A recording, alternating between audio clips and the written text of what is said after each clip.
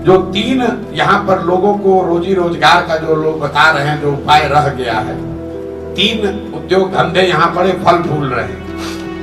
पहला है अवैध शराब का कारोबार।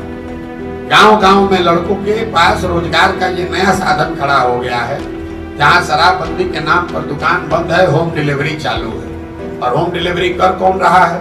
ये नए लड़के, उनको शराब माफिया अपने पेरोल पर लेकर, उसको मोटरसाइकिल लेकर 4, 5, 10 बोतल का हेर फेर करा रहे हैं और लड़के इस काम में फंसते चले जा रहे हैं। दूसरा जो देखा हमको काम का, लोगों का जो यहाँ रोजी रोजगार का उपाय है वो है अवैध बालू का खनन।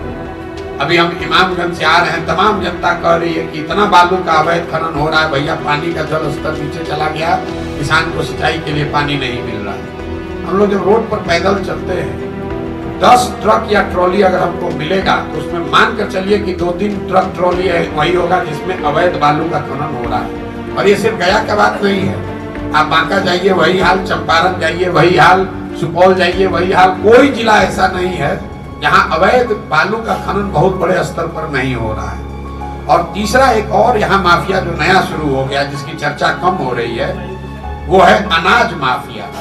ये जो प्रधानमंत्री गरीब कल्याण योजना चल रही है, जिसमें लाभार्थियों को 5 किलो अनाज प्रति माह मिलना है, लोगों को अनाज 4 किलो ही मिल रहा है। ये 20% की जो चोरी हो रही, कहाँ जा रहा है पैसा? ये 20% की चोरी इसलिए हो रही है कि करीब 30 से 35 रुपया प्रति क्विंटल के हिसाब से पैसा काट कर जनप्रतिनिधियों और अफसरों के बीच में बांटा जा रहा है। और ज्यादातर जगह पर, मैं कैमरे पर कह रहा हूँ, ज्यादातर जगह पर विधायक महोदय लोग भी 6 से 7 रुपया प्रति क्विंटल अपना हिस्सा इसमें ले रहे हैं।